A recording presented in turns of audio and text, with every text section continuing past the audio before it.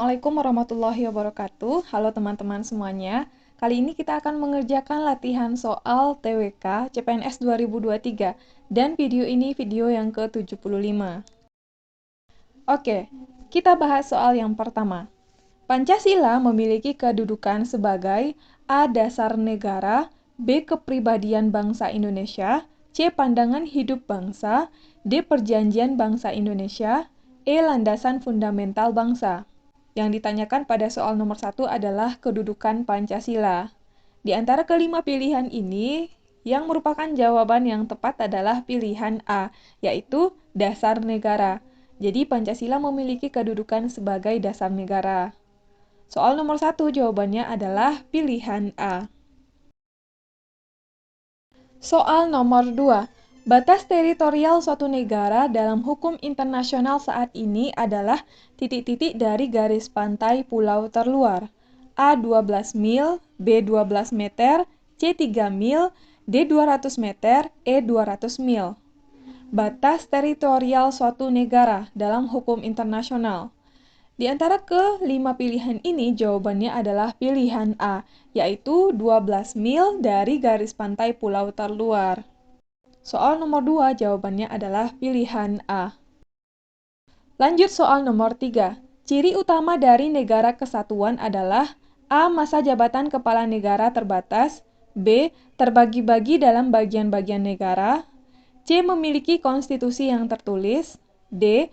Pemerintahannya bersifat sosialis demokratis, E. Kepala negaranya merupakan pilihan rakyat. Yang ditanyakan adalah ciri utama dari negara kesatuan. Dari kelima pilihan ini, yang merupakan ciri utama dari negara kesatuan adalah memiliki konstitusi yang tertulis. Jadi, soal nomor 3, jawabannya pilihan C, memiliki konstitusi yang tertulis. Lanjut soal nomor 4. Norma hukum memiliki kelebihan seperti memiliki sifat A. Tegas dan tertulis, B. Memaksa dan bersanksi, C. Memihak dan memaksa, D. Bersaksi dan tegas, E. Memihak dan mengatur. Yang ditanyakan adalah kelebihan dari norma hukum atau sifat dari norma hukum. Berikut pembahasannya. Norma hukum memiliki kelebihan, yaitu bersifat tegas, memaksa, dan tertulis. Nah, di antara kelima pilihan ini, yang betul jawabannya adalah pilihan A, yaitu tegas dan tertulis. Jadi, soal nomor 4 jawabannya adalah pilihan A. Lanjut soal nomor 5. Salah satu sikap yang mendahulukan kepentingan umum adalah A. Menyerahkan tanahnya untuk pelebaran jalan, B. Melaksanakan peringatan hari besar agama, C. Membersihkan lingkungan rumah tangga, D. Bertindak sesuai peraturan yang berlaku, E. Menolong teman yang mendapat musibah. Yang ditanyakan adalah salah satu sikap yang mendahulukan kepentingan umum. Di antara kelima pilihan ini, yang merupakan salah satu sikap yang mendahulukan kepentingan umum adalah yaitu pilihan A, menyerahkan tanahnya untuk pelebaran jalan. Karena dengan kita melakukan hal ini berarti kita mementingkan kepentingan umum. Jadi soal nomor 5 jawabannya adalah A. Lanjut soal nomor 6. Tokoh yang mampu mendamaikan antara golongan tua dengan golongan muda dalam peristiwa Rengas Dengklok adalah A. Sukarni, B. Muhammad Hatta, C. Ahmad Subarjo, D. Mawardi, E. Sultan Syahrir. Nomor 6 menanyakan siapa tokoh yang mampu mendamaikan antara golongan tua dengan golongan muda dalam peristiwa Rengas Dengklok. Berikut pembahasan soal nomor 6. Para pemuda kemudian melepaskan Soekarno dan Hatta kembali ke Jakarta dari tempat pengungsian atau pengasingan setelah mendapatkan jaminan dari Ahmad Subarjo bahwa proklamasi kemerdekaan Indonesia paling lambat akan dilaksanakan pada tanggal 17 Agustus 1945 pukul 12 WIB. Jadi, tokoh yang mendamaikan antara golongan tua dengan golongan muda dalam peristiwa Rengas Dengklok adalah Ahmad Subarjo. Jawaban soal nomor 6 adalah pilihan C. Soal nomor 7. Letak Indonesia berdasarkan letak geografis dan astronomis adalah sebagai awal kemajemukan bangsa. Kemajemukan ini kita pandang sebagai A. Sesuatu yang perlu ditonjolkan, B. Faktor yang membahayakan persatuan dan kesatuan, C. Kekayaan budaya nasional, D. Ciri nasionalis setiap bangsa, E. Aset bagi bangsa lain. Yang ditanyakan pada soal nomor 7 adalah bagaimana kita memandang adanya kemajemukan. Di antara kelima pilihan, kemajemukan sebaiknya kita pandang sebagai kekayaan budaya nasional. Jadi soal nomor 7 jawabannya adalah pilihan C. Soal nomor 8. Penetapan kewarganegaraan seseorang menurut pertalian darah orang tuanya disebut azas A. Ius soli, B. Kewarganegaraan ganda, C. Statellos, D. Ius sanguinis, E. Naturalisasi. Penetapan kewarganegaraan menurut pertalian darah orang tua disebut juga dengan istilah apa? Berikut penjelasan atau pembahasan masing-masing pengertian dari kelima pilihan. Yang pertama adalah ius soli. Ius soli artinya adalah azas yang menentukan kewarganegaraan seseorang ditentukan oleh tempat kelahirannya. Jadi kalau ius soli, kalian ingat aja ada soli, ada li. Berarti dia berdasarkan tempat kelahiran, lahir. Nah, yang kedua, kewarganegaraan ganda. Maksudnya adalah sebuah status yang disematkan kepada seseorang yang secara hukum merupakan warga negara sah di beberapa negara. Yang ketiga, statellos. Yang keempat adalah ius sanguinis. Ius sanguinis merupakan penentuan kewarganegaraan berdasarkan pertalian darah atau keturunan. Karena ada sanguinis, ada N. Berarti itu keturunan.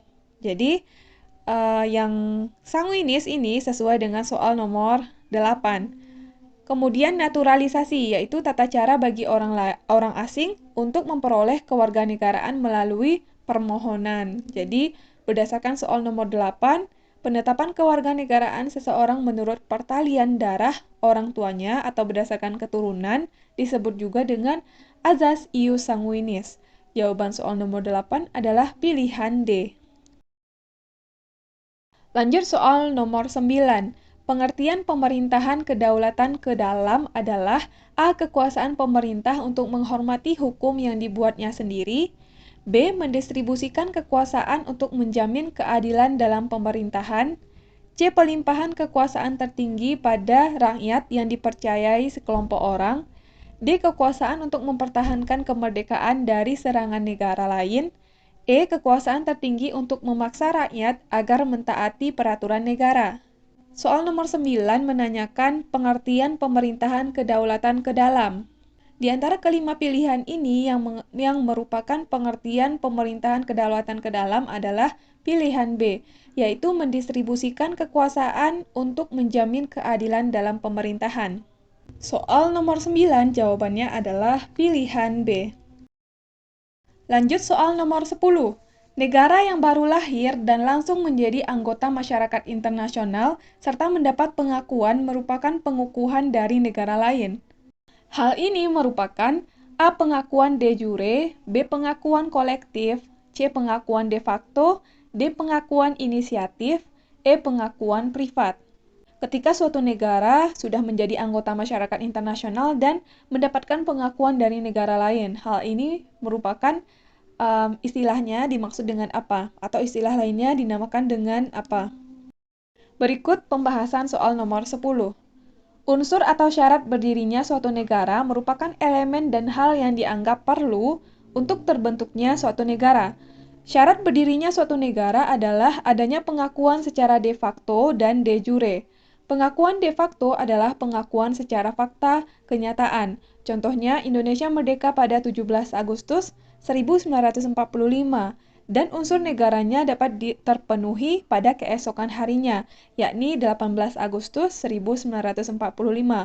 Pengakuan de facto bersifat sementara sambil menunggu perkembangan berikutnya. Kemudian yang kedua ada pengakuan de jure, adalah pengakuan resmi dalam hukum internasional. Jika suatu negara telah diakui secara de jure, maka negara tersebut mendapatkan hak dan kewajibannya sebagai anggota masyarakat internasional dan diakui oleh negara lain di dunia. Jadi, berdasarkan soal nomor 10, karena berkaitan dengan pengakuan dari negara lain, maka jawaban soal nomor 10 adalah pilihan A, yaitu pengakuan de jure. Jadi pengakuan de jure ini berkaitan dengan pengakuan dari negara lain terhadap kemerdekaan suatu negara. Untuk pengertian pengakuan kolektif, pengakuan inisiatif, pengakuan privat, teman-teman bisa mencari apa maksud dari istilah tersebut, tetapi untuk soal nomor 10 jawabannya adalah pilihan A, pengakuan de jure atau pengakuan dari negara lain terhadap kemerdekaan suatu negara. Oke, teman-teman, kita udah selesai bahas 10 soal. Mudah-mudahan video ini bermanfaat untuk teman-teman semuanya. Terima kasih buat yang udah nonton video ini. Sampai ketemu lagi di video selanjutnya.